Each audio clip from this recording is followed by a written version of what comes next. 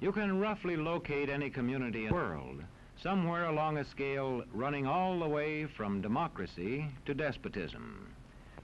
One to the democracy end, another somewhere in the middle, and a third. Let's find out about despotism. This man makes it his job to study these things. Well, for one thing, avoid the comfortable idea that the mere form of government can of itself safeguard a nation against despotism. Germany, under President Hindenburg, was a republic. And yet in this republic, an aggressive despotism took root and flourished under Adolf Hitler. When a competent observer looks for signs of despotism in a community, he looks beyond fine words and noble phrases. For which it stands, one nation, indivisible, with liberty and justice for all.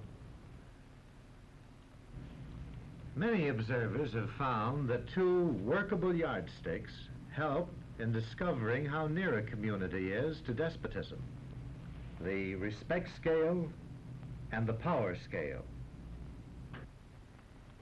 A careful observer can use a respect scale to find how many citizens get an even break.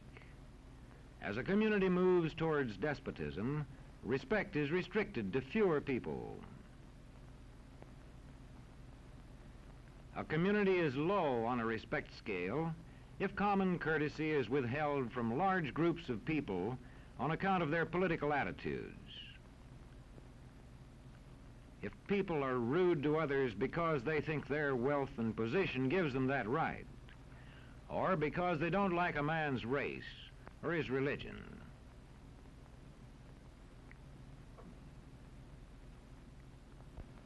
Equal opportunity for all citizens to develop useful skills is one basis for rating a community on a respect scale.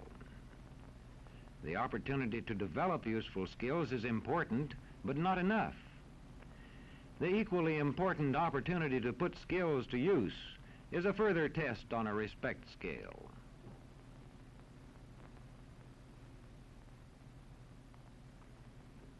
A power scale is another important yardstick of despotism.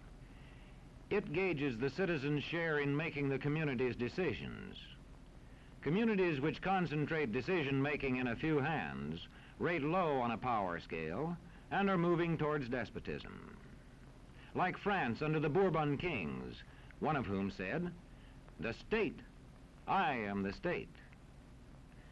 Today, democracy can ebb away in communities whose citizens allow power to become concentrated in the hands of bosses. What I say goes, see? I'm the law around here.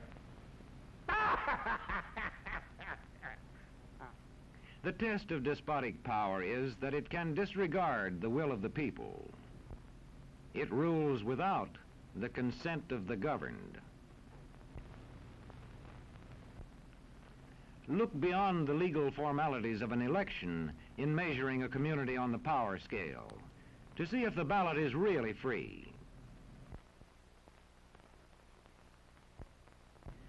If the citizens can vote only the way they're told, a community approaches despotism. When legislatures become ceremonial assemblies only and have no real control over lawmaking, their community rates low on a power scale.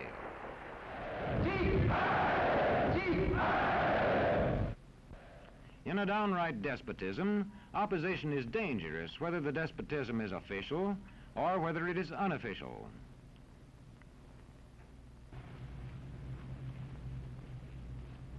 The spread of respect and power in a community is influenced by certain conditions, which many observers measure by means of the economic distribution and information scales.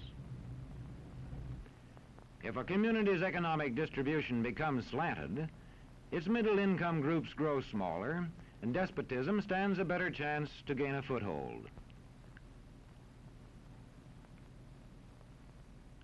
Where land is privately owned, one sign of a poorly balanced economy is the concentration of land ownership in the hands of a very small number of people. When farmers lose their farms, they lose their independence. This one can stay on, but not as his own boss anymore.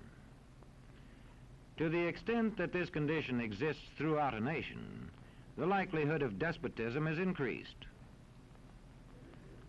In communities which depend almost entirely on a single industry, such as a factory or mine, maintaining economic balance is a challenging problem.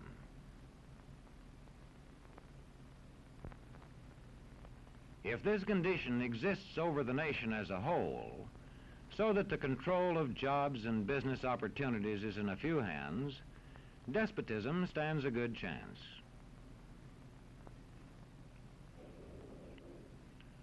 Another sign of a poorly balanced economy is a taxation system that presses heaviest on those least able to pay.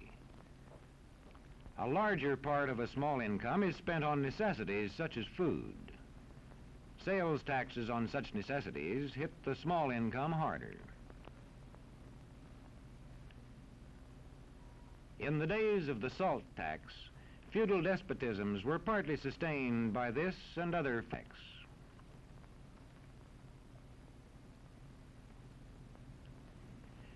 A community rates low on an information scale when the press, radio, and other channels of communication are controlled by only a few people, and when citizens have to accept what they are told.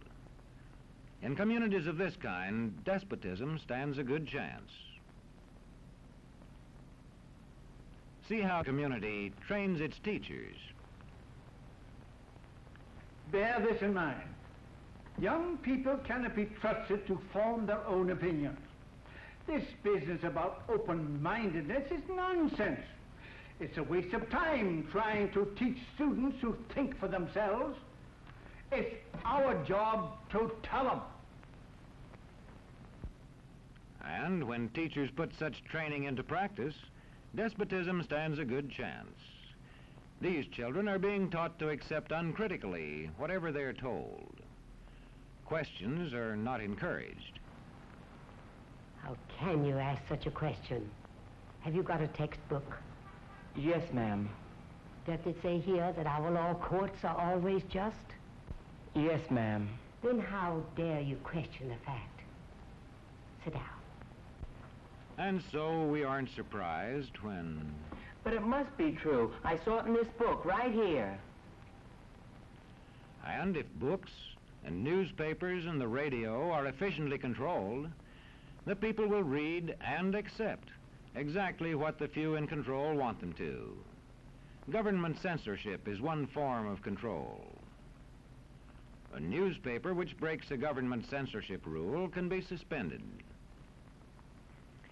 It is also possible for newspapers and other forms of communication to be controlled by private interests. I thought I told you to kill that story.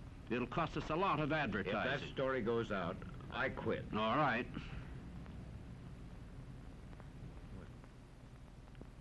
What sort of community do you live in? Where would you place it on a democracy-despotism scale? To find out, you can rate it on a respect scale and a power scale. And to find out what way it is likely to go in the future, you can rate it on economic distribution and information scales. The lower your community rates on economic distribution and information scales, the lower it is likely to rate on respect and power scales, and thus to approach despotism.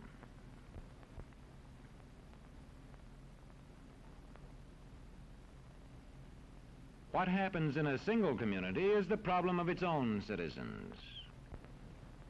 But it is also the problem of us all, because as communities go, so goes the nation.